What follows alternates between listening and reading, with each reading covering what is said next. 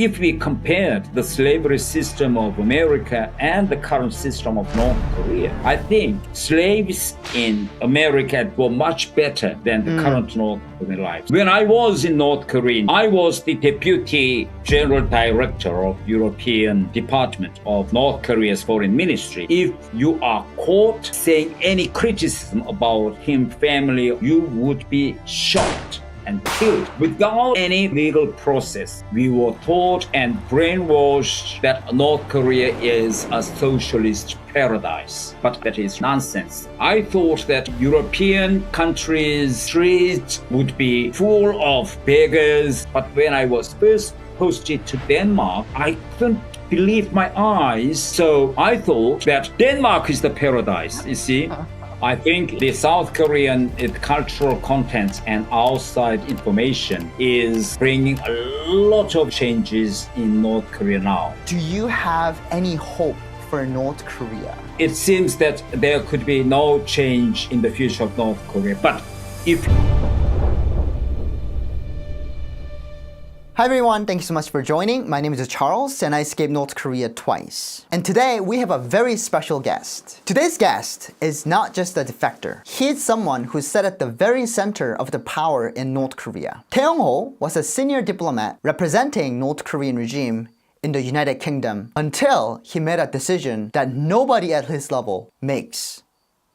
He decided to defect. What makes his story different isn't just that he escaped. It's what he knew before he did. The system, the mindset, and the inner workings of the regime, most of the world only get to see it from the outside. Today, we're not just hearing a defector's story. We're hearing from someone who helped run the machine and chose to leave it behind. Mr. Tae, thank you so much for being here. It is my pleasure and it is my honor to have you on our channel.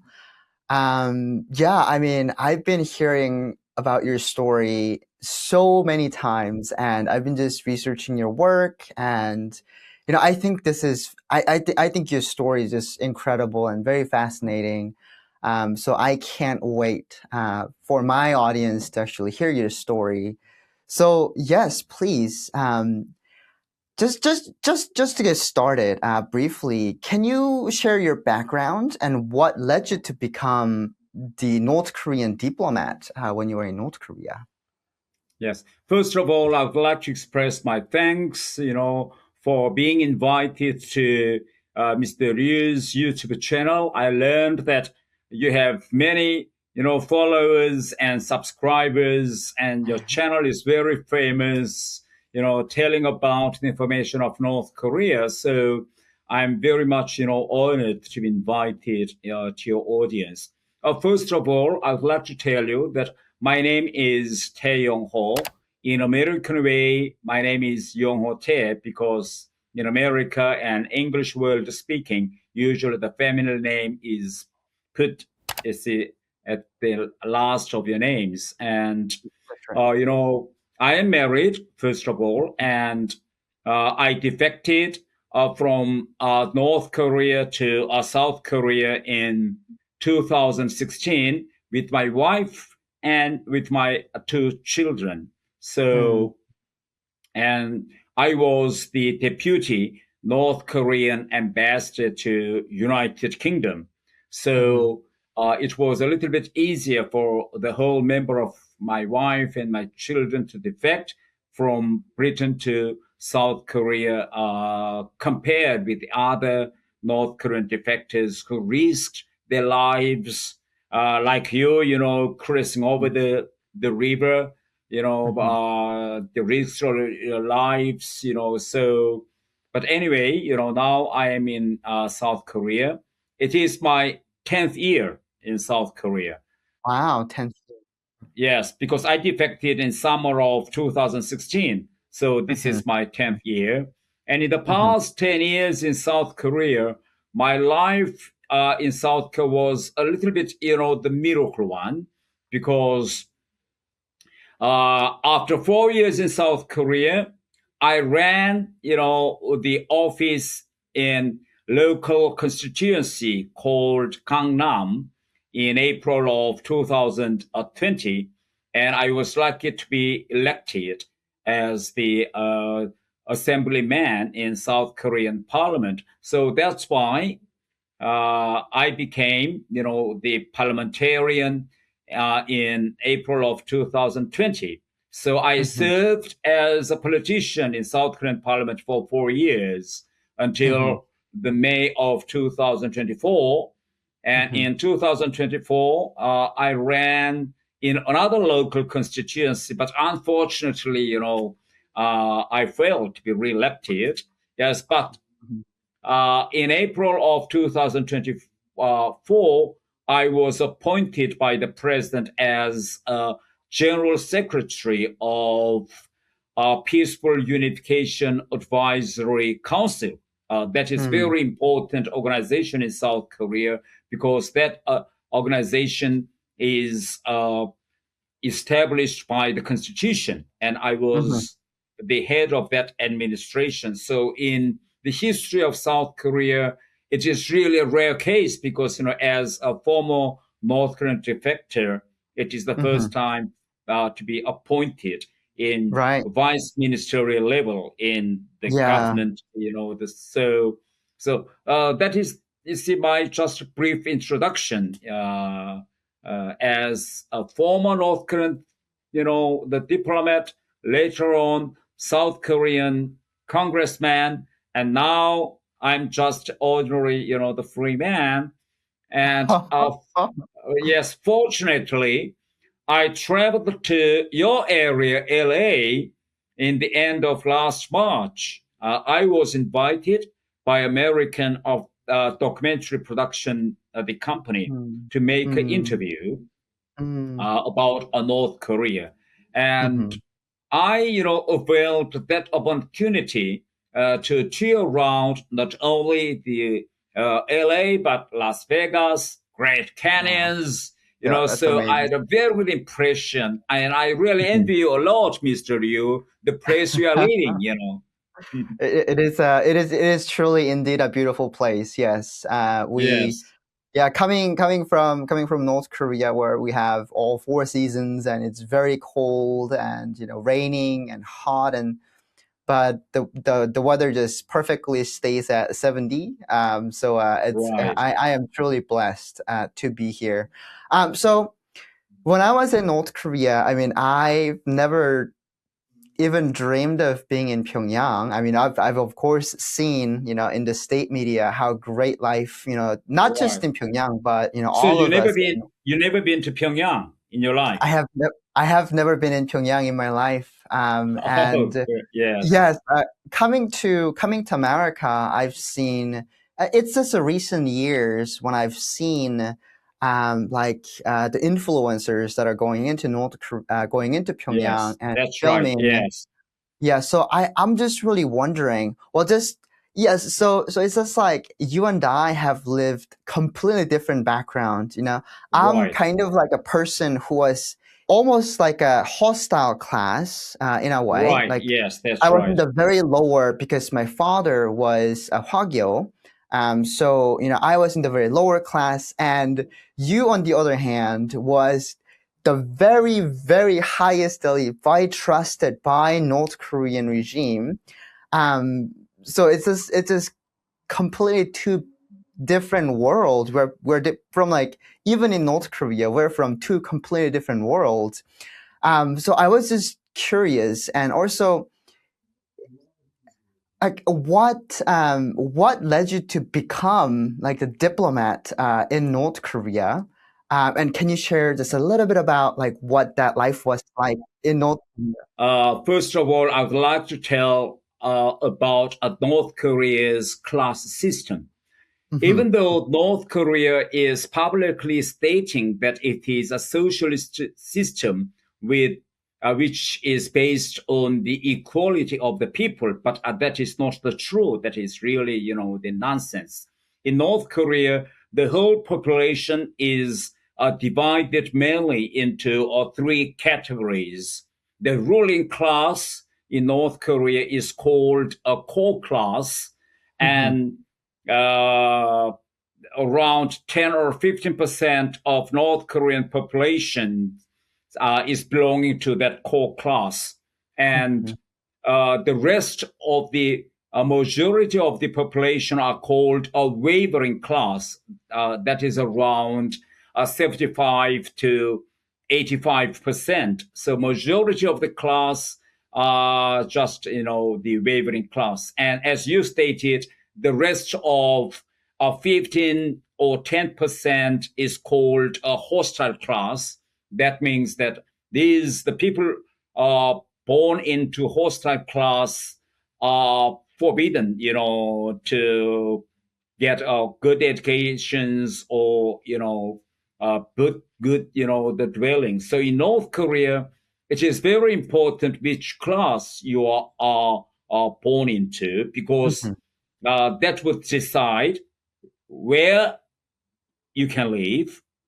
For instance, majority of the core class are living either in Pyongyang or the capitals of the provinces. And secondly, what kind of education you can get. So, for instance, in North Korea, if you want to be the leading or ruling class of the society, you should get a certain education. For instance, if you want to be a prosecutor or lawyer, then you should graduate, the law, the class of the university. But even though you are a very excellent and brilliant student, that does not mean that you can go to learn law, because only the children selected from core class are allowed to, study the law. So if I tell my story, is that, I was born in Pyongyang and I was born in core class. So when I was the age of 12, I passed the entrance examination of Pyongyang Foreign Language Studies at the age of 12. So I was lucky to learn the English from the age of 12. What I was surprised is that when I entered that school and started to learn ABC or whatever, the textbooks I used in my school was from the Britain. And, the films at that time, which I saw, was American film, like Sound of Music. So that kind of privilege was unthinkable to the general, the children of North Korea. So That's right. from very young, I had a kind of, the concepts of, a kind of selected, the children and for elite course education. And from time to time, I was taught and trained that the children learning English in that school are special. So that's why we should be loyal to the leader in the system. So that's why in North Korea, if you are born into a core class, which is the leading or ruling class of North Korea, then you have more opportunities to learn and study compared with the normal children. That is the basic, the North Korea's class system. Yeah. So, yeah, I mean, so there is like there's a thing called 입당. So it's Yes, like that's right. right, because 입당 is like a joining the North Korean Workers' Party Party. of Korea, right? And if you were to go to military and serve for 10 years, and you get one opportunity to join, right, this North Korean Workers' Party. And the main reason why people or the men in North Korea going to military is to join the Workers' Party, so that the Workers' Party permit allows you to gain somewhat of like the social and the political ranks, right? Yes. And when I was in North Korea, I mean, I couldn't go to military. I mean, because I escaped North Korea twice and I got captured and sent back. So, I was in the hostile class, and I don't think I would have gone to military. And about the jobs, and majority of the times that I've seen, like people become doctors and lawyers because they have money, right? And they are Right. sort of like born into it, right? Like for example, Yes. like being born into like the core class Right. of North Korea, like yourself. So would you say that being a diplomat, like what like gave you the what gave you motivation, or what gave you the idea of becoming like a politician in North Korea? Oh, yes. In North Korea, as you have said, that, it is very important to be the member of the Workers' Party of Korea. You know, being a member of Workers' Party of Korea is just like a passport, Right. Yeah. to go upstairs Right. of your social status. That's why the majority of North Korean young people, Hmm. go to military and serve 10 years in the military in order Hmm. to get the membership of Workers' Party of Korea. If you want to upgrade your status, if you want to get a good education or whatever, that is the threshold, Hmm. to enter the society. Hmm. So being a party member is very important. And if you want to be a diplomat, then first of all, you must be born into core class. That is very important. The second Right. thing is that you should speak very good foreign language, either English, Chinese, Russian, or whatever. At least you should speak good the foreign language. So when I was young, I really tried very hard to speak a good English because uh, you know, if you become a diplomat, at Hmm. least you can take your wife and children to foreign country Yeah. for 3 or 4 years. Now, that is one of the great, the privilege. The second Right. thing is that while you are serving in North Korean embassies, the salary is paid in US dollar. Oh, That is wow. Yes, that is very important. Why? Because when I was in North Korea, in Pyongyang, I was the deputy general director of European department of North Korea's foreign ministry. While my 1 month salary at that time was 2,900 North Korean won. Oh, 2,900.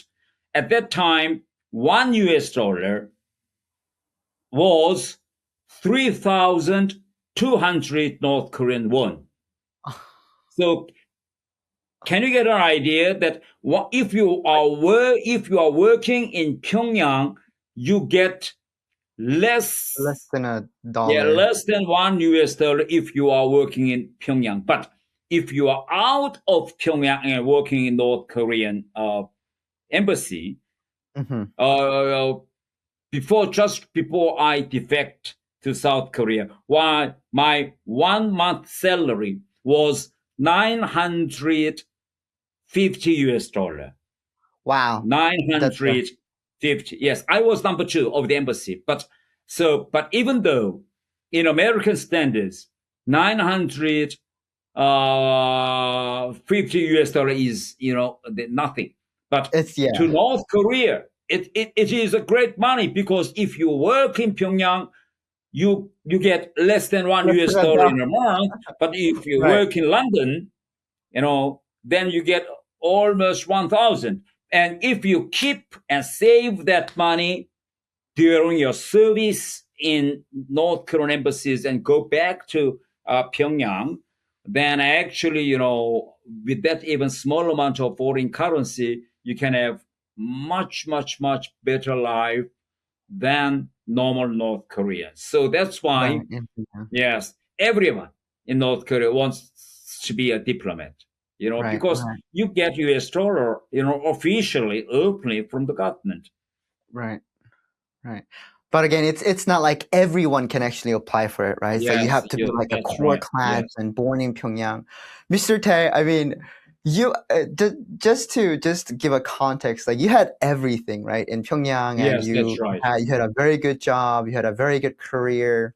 The regime trusted you, and Kim Jong Un trusted you, and all those kind Yes. of things. Like, I'm just wondering, like, what ultimately led your defection? Because like a lot of people, for many different people, like I personally, when I was in North Korea, I was hungry, and I've already experienced the freedom when I was in China when I first escaped North Korea. So I cannot forget about, the freedom that I had. And on top of that, I was really hungry. So that led me to my defection back in 2011. But for you, I'm just really curious to know, like, what ultimately led you to this is it, like I can't do this anymore, like I want to go. Yes. When people think about North Korea, they usually think of nuclear warheads, authoritarianism, and a heartless dictator. I'm making content because I want everybody to think of North Korean people. They are ordinary people who don't know how much better life could be. If you want to help me be a voice for voiceless North Koreans, I would love for you to support me on Patreon, where you can get early access to full-length videos, all sorts of fun pictures, outtakes, and other exclusive videos. Thank you, and I hope to see you there. What ultimately led you to this is it, like I can't do this anymore, like I want to go? Yes, right. Actually, my life in North Korea is quite different from yours in North Korea because uh, I did not defect, from North Korea because of hunger or starvation or for economic reasons, because I led a very privileged life in North Korea. Even though I was not as rich as your life in Los Angeles, but at that time, actually, I ended nothing. Yes, but when I was posted to European capitals, I started to doubt the North Korean, yes, system. As you know, when I was in North Korea, we were taught and brainwashed that North Korea is a socialist paradise, right? But when I went to Europe, uh, before I went to Europe, I thought that European countries are capitalist countries, so the streets would be, full of beggars. Their contradictions between capitalists and workers would be extreme.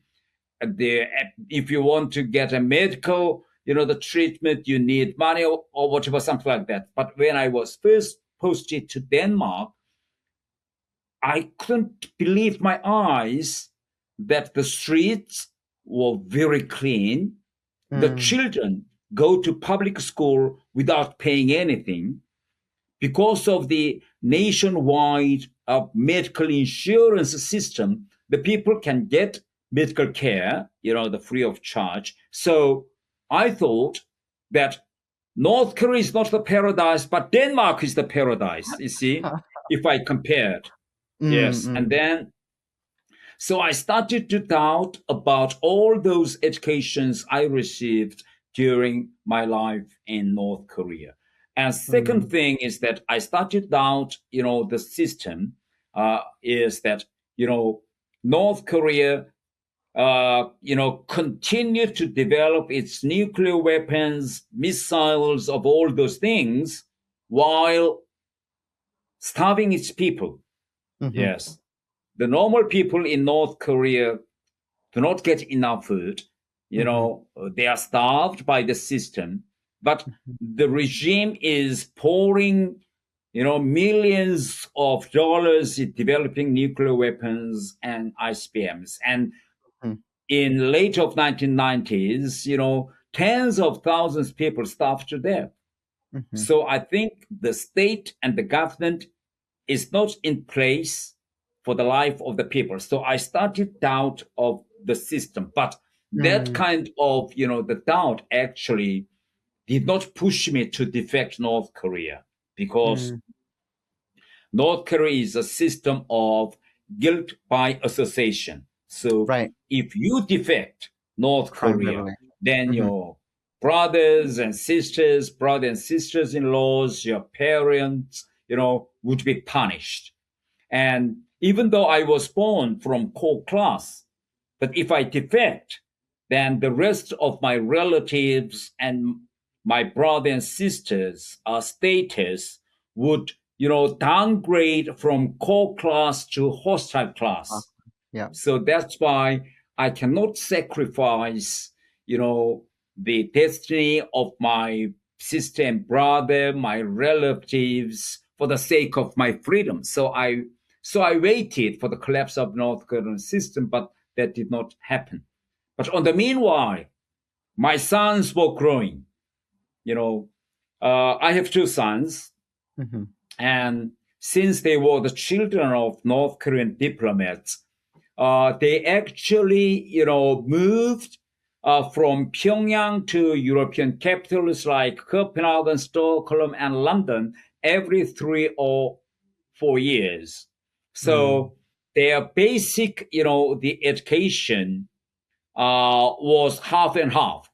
One part of their education was North Korea's brainwashing education, but the other half is, the British, a free and very democratic education. So in their minds, these two, the educations were always fighting and contradicting each other. Right. Yes. So when my sons were in London, then my son's friends, were very curious about the life in Pyongyang.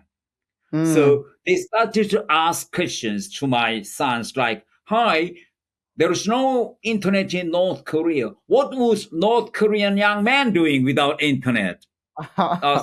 These questions, and if there is no Facebook, YouTube, or, if there is no internet, then how can North Korean children play games, internet games like this?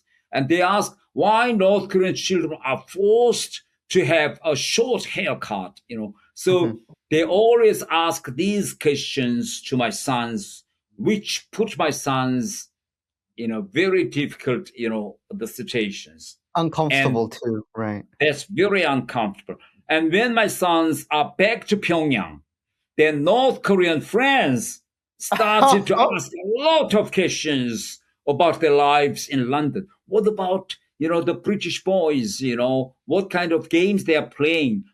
How, Britain is very famous. It's Premier, the football, what is the level of their football? All those questions. But in North Korea, if you say anything favorable to capitalism, then you would be arrested. So then my sons, at that time had to make a lot of lies, for instance, British, young men, they are young people, students, they are very poor. They are very, they do not have enough food, so they are very hungry. London streets are filled with beggars, something like all those lies.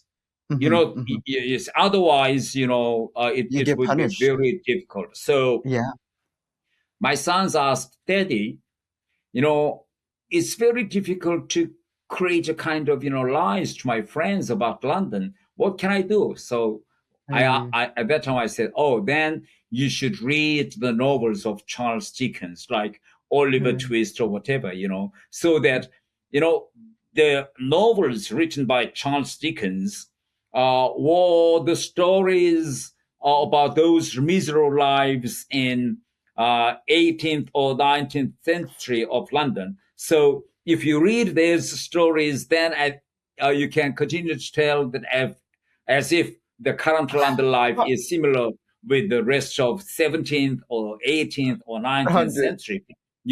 But there's no way, but you have to, make a lie, So my son's life in Pyongyang were very difficult, but also their life in London were very difficult. So I thought, myself quite a long time because, I learned about democracy and free world when I was in later 30s. But my sons were different. They learned everything, when they were young. So I think that as a human being, if you know that there is a free, bright world, if you're out of a well like North Korea, then your Mhm. life your in North Korea could be very miserable if you know yourselves what kind of human being you are. So my sons and we continue to say that our life in North Korea or even in London was nothing, but it's a kind of slavery. Yes, North Korea's Agree. system is a slave system. Why? Because there is no freedom to move around. The Nope. people do Yeah. not travel, or go to foreign countries, And in North Korea, you cannot speak out whatever you think. In North Korea, you cannot read a book or film which you want to. So, if we compared the slavery system of America and the current system of North Korea, I think the slaves in America that in those old times were much better than the Mm. current North Korean lives. Why? Because at that time in America, even slaves were allowed to pray and worship, Yes. right? But in Mhm. North Korea, people are not even allowed to pray or worship something. Yes. Only the So regime. that is how, so that's why, it took me quite a long time to arrive a final decision. I thought quite a long time what I should do for my children. I have to scale uh, Mhm. the destiny of my sister and brother and my relatives, and also the future of my children. And I Mm. thought that, nothing is more important and precious than the future of my sons. And as a father, I think the legacy I can give to my sons is not, the money or property or whatever, but it must be the freedom. So I Mm. decided to cut, the chain of slavery for my son and myself at my, the generation. So Mm. that is how, yes, we finally decided to defect to Mhm. South Korea. Wow. Yeah, that's really, really incredible. From what I remember, so my grandfather, so my maternal grandfather, was Right. actually an elite in Pyongyang. So Okay. he was so he helped Taksa, the national anthem of North Korea. Oh, Yeah, so, really? yeah. So What his was name the is name of your? 전두철. Ah, right. I'm not sure if you know, but 전두철. And my grandmother she was a translator between the North Korean regime and Chinese government. Her name is Park Right. Yongja. Ah, Park I see. Yongja. And but my grandfather actually was so much into the foreign culture. So from Daedongguyeok, they used to live in Daedongguyeok, and then Yes. they were casted out from Pyongyang to 장진, 함경남도 장진군. Oh, right. Yes. Yeah. So my mom was also a singer. She was an actress. She played violin. She started in this movie called Yongmaru. I'm not sure if you ever heard about it. It's a really old movie Yes. um, in North Korea. So it's quite So you are a kind of DNA of North Korean elite, right? Your ki- your grandfather and grandmother, you see, was very famous in North Korea, right? they were, yeah, yeah. You mean your grandfather and grandmother-in-law, right? My Your mother's maternal, yes, my right. mother's Yes. side, yeah. So Right. they're all so my grandfather was a musician as well. He was a conductor, Conductor, and right? also he played cello as well. Okay. Yeah, and but long before I was born, my grandfather got into like the foreign culture and the capitalism. He preferred Beethoven, and he preferred foreign culture over Yes. North Korea's culture. therefore he got exiled to Changjin, which is brutal. It's very, Right. very brutal Yes. regime. And again, like you mentioned, in North Korea, there is no freedom of movement, there is no freedom of travel, and there is no freedom of religion or even thoughts. Like everybody watches like what you do. Even in the neighborhoods, we have this thing called Inminban, which is like Right. Yes. people's group. We watch each other and we hold this weekly meeting to That's right. report. Um, That's right. Watch each other and report to the police, right. about your neighbor. Yeah, and also have like the self-criticism sessions and like a 생활통화 as That's well, right. like Yes. weekly, which is brutal. And I also wanted to ask, like, from your experience, how does North Korean leadership actually maintain? Like, how do they keep its control? Like, what do you think is keeping North Korea running or the regime? Yes. First of all, the the reason that North Korea, that kind of system is still in place. The first reason is total isolation of North Korea from the rest of the world. Mm-hmm. So there is no any the internet and outside informations. The only newspaper North Korean people would read is Rodong Sinmun. The Right. Mm-hmm. textbooks, TVs, everything are all controlled by the party. So actually, the mentality and the way of thinking, are just isolated from the rest of the world. So isolation is the first reason. The Mm-hmm. second reason is, the several layers of class system of North Korea. So in Mm-hmm. North Korea, Kim regime, Kim family, they give a little bit, certain privileges to ruling class, core class, like, the class where I belong to. So these, the ruling class are trying to keep their status in North Korea by being loyal, to Kim family. They want to Mm-hmm. keep, that kind of, the privilege. So Kim family is dependent on the small percentage of this ruling class and let this ruling class rule the rest of North Korea. That's Mm-hmm. the system. The third one is the policy of terror. In North Korea, there is no any, legal, system or process. If you are against the system. So in my life, in my foreign ministry, if you are caught by saying any criticism about, Kim family or, North Korean system, then you would be arrested and you would be shot and Mm-hmm. killed without any proper legal process. Mm-hmm. So, look at North Korean history, what Kim Jong-un did to his uncle-in-law or even his brother, his half-brother, right? So brutal and merciless, the system keeps the whole of North Korean people terrified.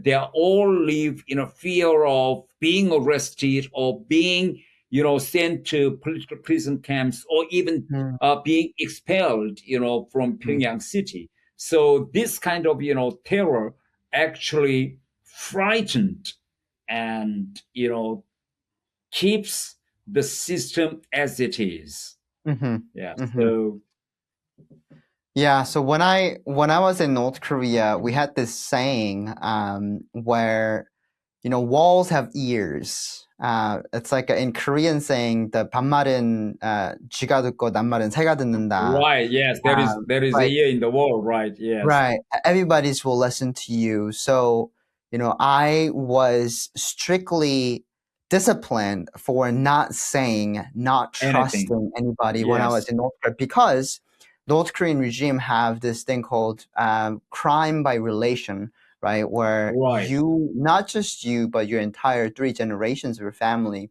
will be persecuted if you were to do something wrong in North Korea. So like I knew that to the extent, because like when I was in North Korea, I did not know what freedom of movement was. I did not know Okay. what freedom of speech was. I did not know what freedom of information was, right?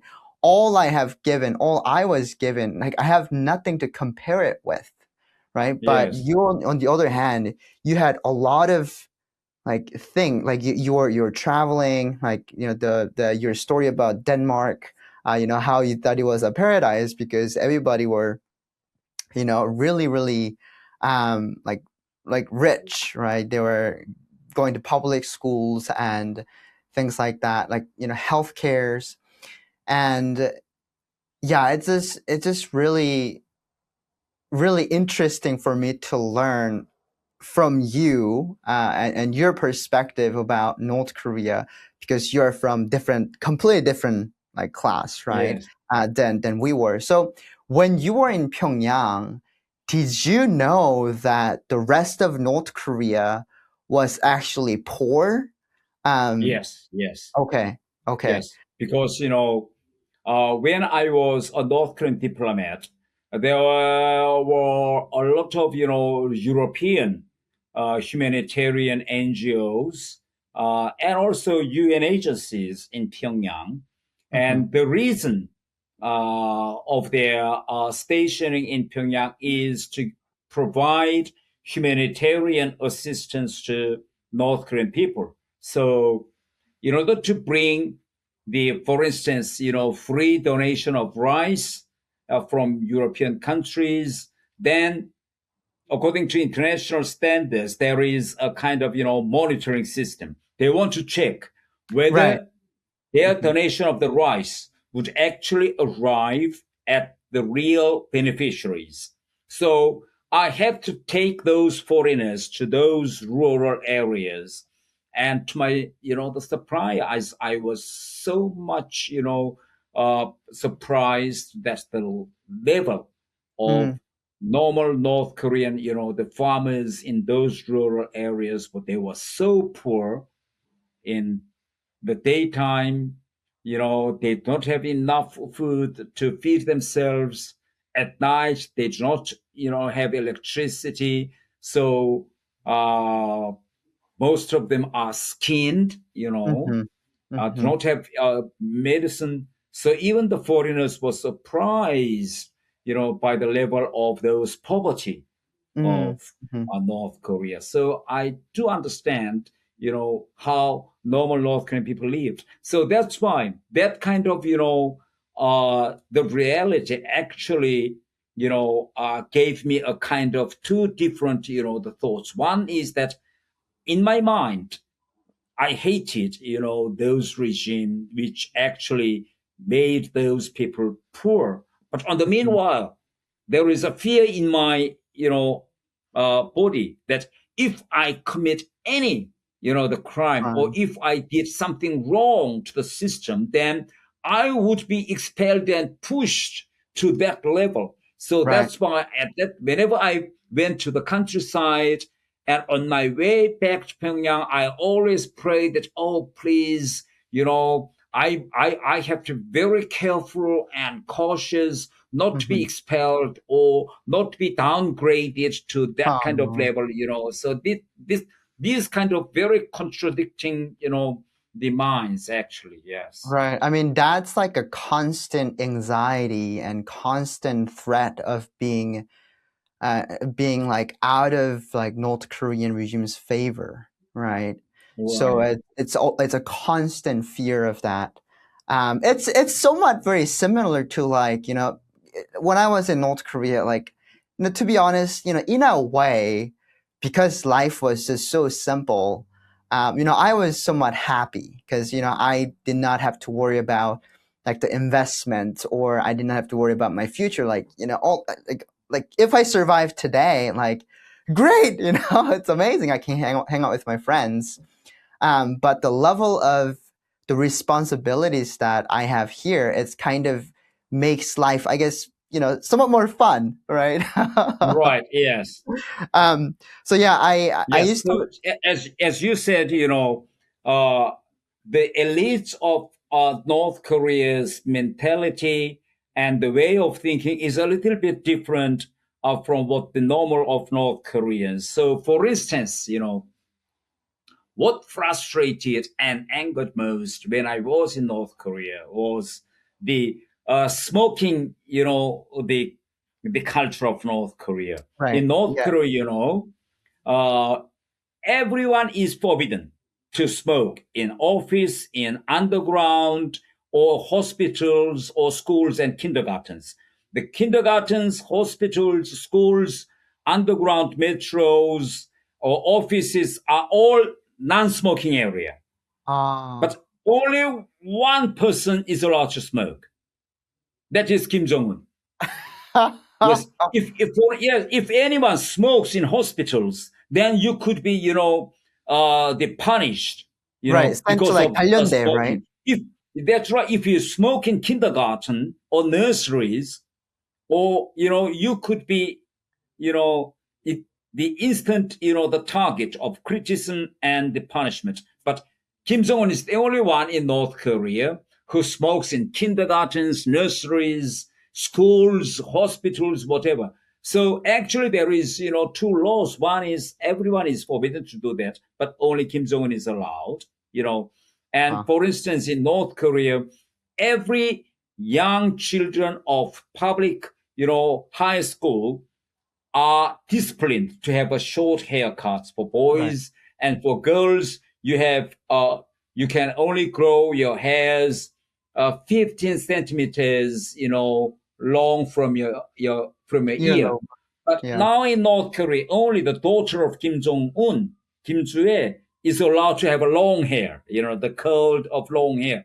So I think this kind of, double standards, which actually, actually angered, I a see. lot of elites. So when I was in North Korea, some of my friends, my best friends, they just very secretly say that, oh, why, 노동신문 or North Korea's central TV showing Kim Jong-un's smoking habit, on TVs, on, the newspapers, So I think it's so, how can I say, the elites with a little bit high education may think that that is a wrong propaganda of, showing the Kim Jong-un's smoking habits. But the normal people in North Korea accept this as it is, They think that, oh, Kim Jong-un is special.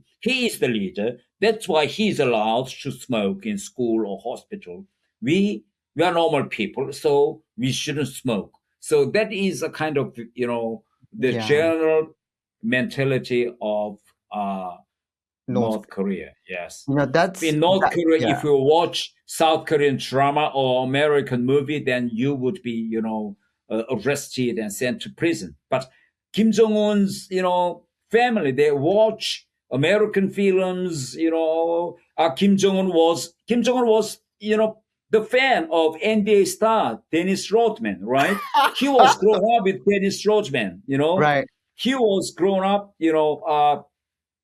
the Rockies, he is the fan of Rockies song, I Gonna Fly, Yeah, Kim Jong-un, I spent 3 days together with Kim Jong-un's brother, Kim Jong-chol, when I was in London. In North Korea, people are not allowed to watch American, or European, the music.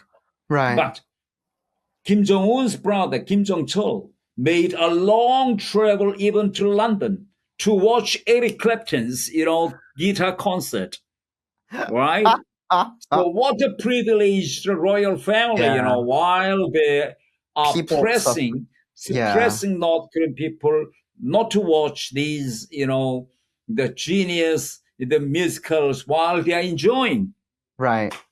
Yeah. You see, that really makes me wonder. So I escaped North Korea back in 2011. So long like 1 year before Kim Jong-un came to power. And growing up in North Korea, I've never seen like Kim Jong-il's like the private life, right? Like Yes. I've not seen his wife, like public people didn't know about his private life or even like he had kids. Like I've Yes. never seen that. Like all the things that I've seen of Kim Jong-il was him going to like the 현지 시찰, and on a Yes, that's right. train, Sport guardians, right? right? Or even going to like Russia or going to different places like Samjian or all these different places to trying to make us richer than how we are now. But Yes. like how we make like 강성대국, right? Trying to make 강성대국. But if you look at Kim Jong-un, he's like completely the opposite. Like he shows his wife, he shows his daughter, he takes his daughter everywhere, and he even takes like his wife too, like everywhere. Like why do you think he's like showing like his private, I guess almost like a private life compared to his father, Kim That is Kim a Jong-il? very good question because Kim Jong-un's young life was quite different from his father's. You know, Kim Jong-il was known as a first son of Kim Il-sung when he was young. So Kim Jong-il went to North Korea's primary school, North Korea's kindergarten, Kim Il-sung University, high school, whatever. So Kim Jong-il was a kind of, public and known figure even when he was very young. Everyone around him knew that Kim Jong-il was the first son of Kim Il-sung. And later on, Kim Jong-il had too many affairs with too many ladies, right?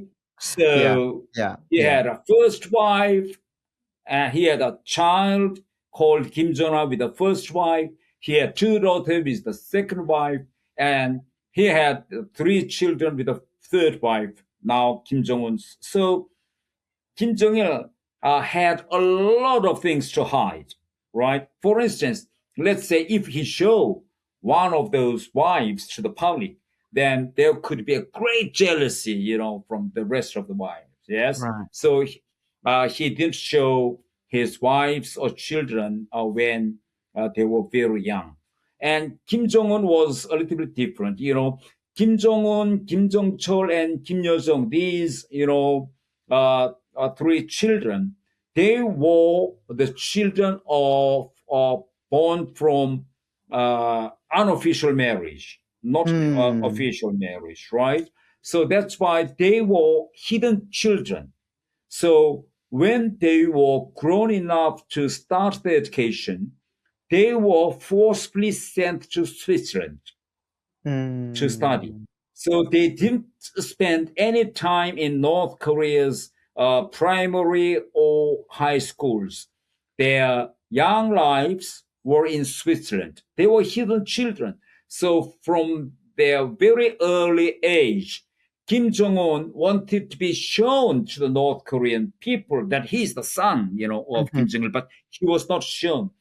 Kim Jong-un even does not have a single photo with Kim Il-sung because he was not allowed, to go to meet Kim Il-sung. He was a hidden children, right?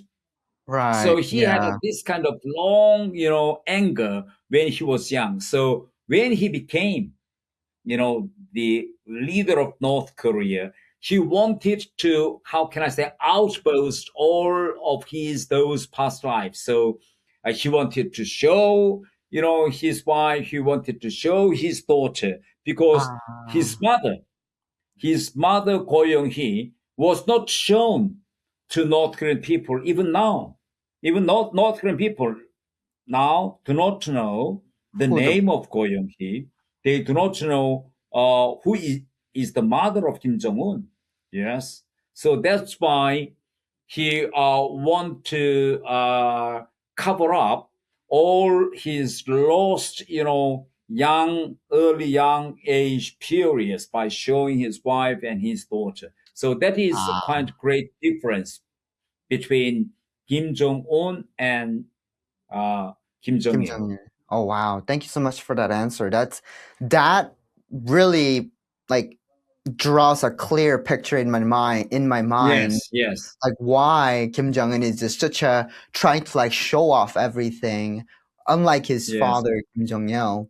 So right. Yeah, when I was in North Korea, I used to live in Suncheon, 평안남도 Suncheon시, so yes, not so far from Pyongyang, like maybe two stops, like Suncheon, Pyeongseong, and then Pyongyang.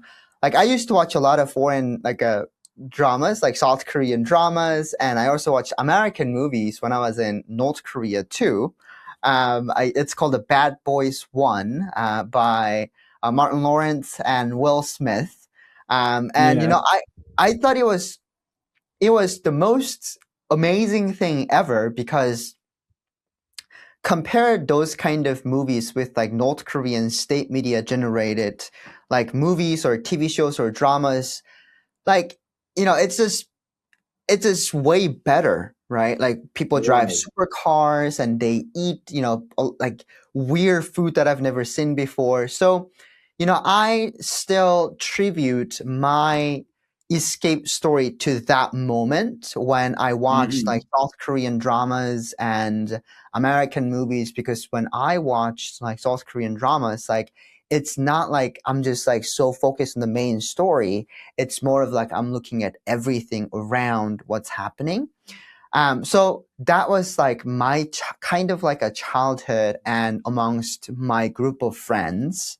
I'm also wondering if something like that exists in the core class, like if like, you know, like smuggling in like DVDs or like a foreign medias or even like cell phones or music, or literature or like a books that you're not allowed to read.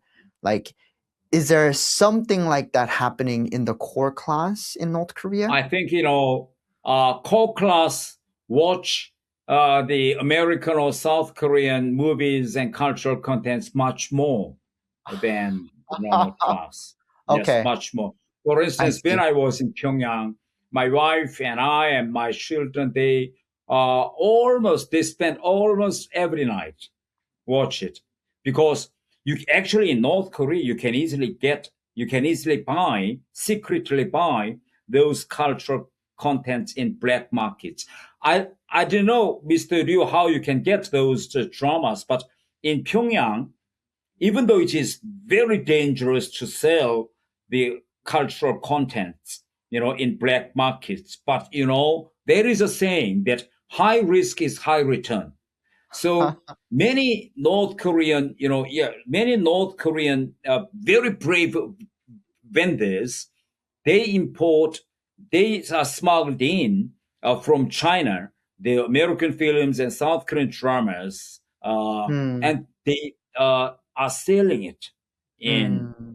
the black market. So, for instance, when I was in Pyongyang, if I walk alone to the markets, then the ladies would approach to me and they, ask some questions to me, something like, "Hello, I have 3 or 5 USB sticks with uh, new South Korean dramas. If you are interested, I will give you the first one free of charge."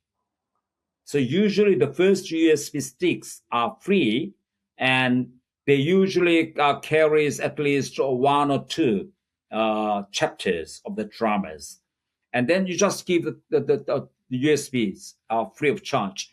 So USB is usually in North Korea black markets. USB usually new one costs 3 to 5 US dollar. So, but Wow. yeah, yes, but the USB with South Korean dramas is free, right? So you get it. And then you come back and then you watch it, maybe 1 or 2 chapters of that.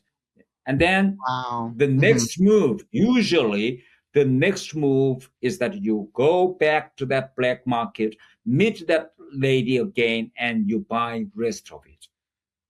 So 9 out of 10 people, you come back to buy the rest of it because it's like a drug, you know, Right. it's like a drug. So the ladies, at first, they try to make people addicted to those dramas which they are Mm-hmm. selling. And once you buy the first or second chapter, you can't control yourself and go back and pay to buy rest of it. So that was the reason why now in North Korea, the South Korean dramas, has become so popular. Right.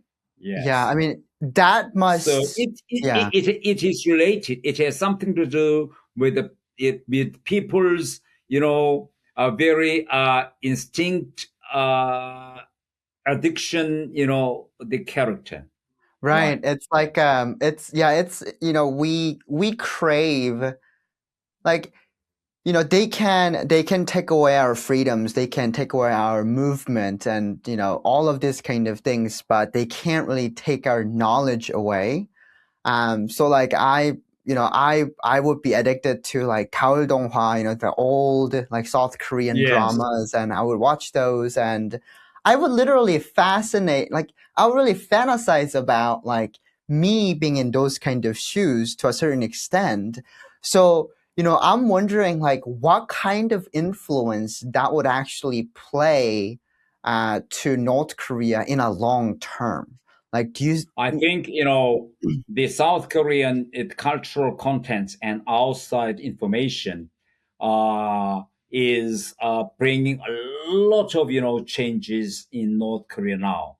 Mm, Uh, mm, mm, of mm, mm. course, on the surface, we can't see many changes, but in reality, you can see a lot of cultural changes are taking place. For instance, when I was back from London in 2008, back to Pyongyang, Mhm. there was no any single coffee shop in Pyongyang streets. Mm, No coffee shop in Pyongyang streets. So usually at that time, when North Korean elites drank coffee, we buy this coffee in bottles, black mm. market, and then we boil the water, and then we pour in without those teaspoons, and then we drink. That is the way how we that drank coffee in before 2008. And at Mhm. that time, one is a North Korean guy. He borrowed 200,000 US dollar from Austrian businessman, and he wanted to open a small coffee shop just near to Kim Il Sung Square. Mm. And he priced the small cup as a $3 and big one as $5 for that coffee. But please imagine, at that time, my monthly salary was less than $1, right? That's To right. my Yes.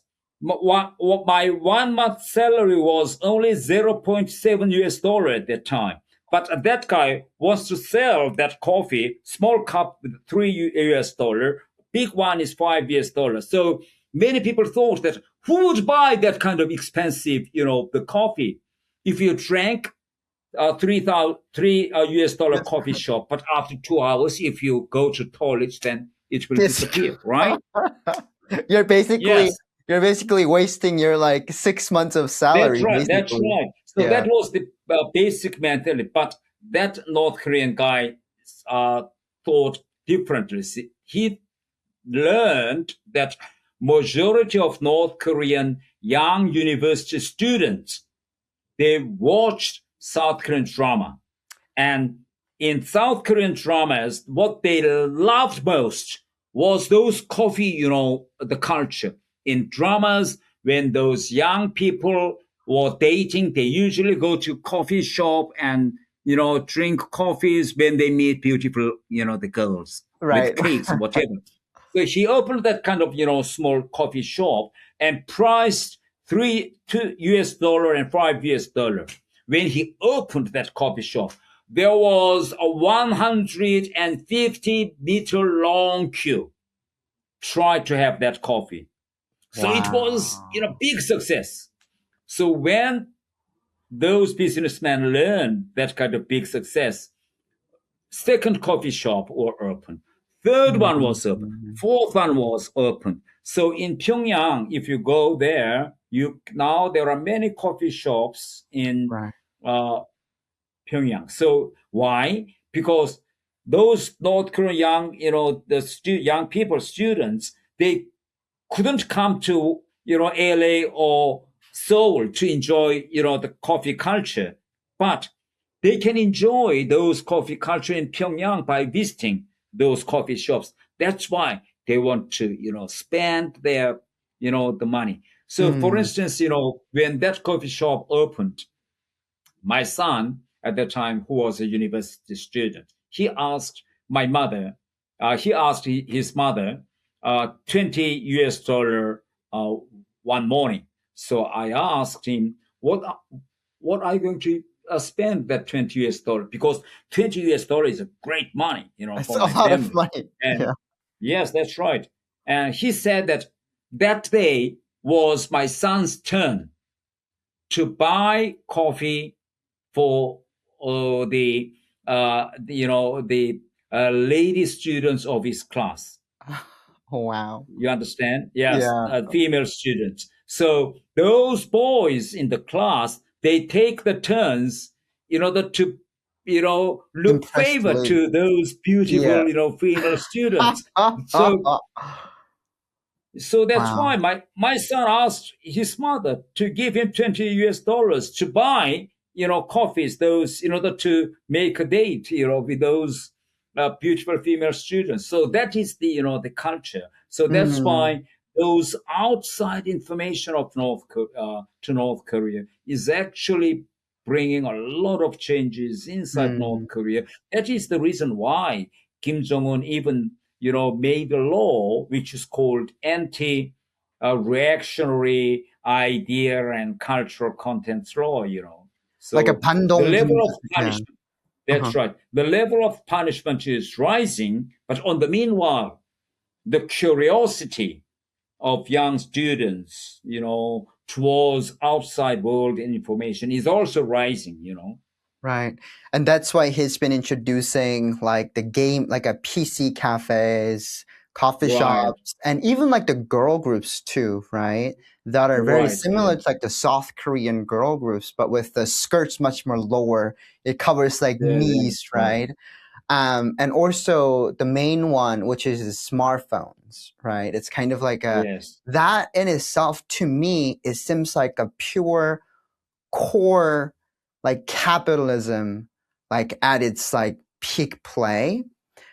Thank you so much, Mr. Tate. I mean, it's already our time. Like, I really didn't realize, like, it's already like an hour. Like, I had so much fun and I learned so much just speaking with you. But, since our time is coming up, I'd like to ask this one last question. right. Like, do you have any hope for North Korea in the future or even now? Yes, Like, I think now it seems that there could be no change in the future of North Korea, but I do not think that way, because now if you look at the North Korean leadership, now Kim Jong Un and Kim Yo Jong, they are the only one who are born in 1980s. mm, The rest of North Korean leadership are either were born in 1950s or 60s. So there is almost 30 years of generation gap between Kim Jong-un and the rest of the leadership. Now, why Kim Jong-un then cannot replace of those old guys with the new guys, because there's no trust between Kim Jong-un and the young generation of North Korea. Kim Jong-un knows very well that those young generations who were born in 1990s and 2000s, which is called Jangmadang generation, right. Yeah. they do not have any illusion of North Korean system. They have seen the peak of North Korea's welfare system. So Kim Jong-un does not trust this generation. He only trusts the old guys. So Right. that's why he is ruling now North Korea with those old guys, but because of those biological change and limitations, the old guys, I think, would go within 10 years. Then they Yeah. would come within 10 years that Kim Jong-un may rule the North Korea with his same age or maybe 10 years older, maybe like the people born in 1970s or 80s or even 90s. So after 10 or 20 years, young generations of North Korea would occupy almost 70% of North Korean population. The leaders who are in very important posts would be those ones who were grown up with American and South Korean movies and dramas. Mm. Ideologically, they are different from those former previous ones. Mm. So, for instance, inside my family, when I was in North Korea in 2000s, inside my family, we watched, secretly at night South Korean movies and American movies. But my father never watched it. I asked my father, "Hey, Daddy, it's very interesting. Please." My father said, "No, that's reactionary cultural content." So my father, in his time, refused to watch. He was very hostile to South Korea. Yes, but my generation, we are very open. My son's generation even are more open, right? So Welcome. because of these change of generations, I think North Korean system would collapse, I think, within 10 or 20 years. This is my, future calculation. Wow. I'm really looking Now forward. the whole world is entering AI system, right? The Right. world is more based on IT, digitalization, AI, whatever. But North Korea is getting more and more isolated from the rest of the world. Right. Yes. So I Yeah. think one day, because of this big gap between North Korea and South Korea and the rest of the world, North Korean system would all of a sudden would collapse without any pre-notice. Yes. Mm. Wow. I'm actually really, really looking forward to that day so I can go back to Yes, a that's free right. North So we Korea. have to try our best to, disseminate as much information as possible to North Korea. The Right. education is the only effective and peaceful way to bring a change inside North Korea. That's right. Yes, yes. Mr. Tae, thank you so much for your time. I learned a lot, and I really hope that our audience really enjoyed your personal experience and your story. It was really, really mind blowing to me, and Yes, that's right. Yes. I can never overstate that. And thank you so much, Mr. Tae, for your time Thank and your you. story. Looking forward to speaking with you very soon. Okay. Thank you. Thank you.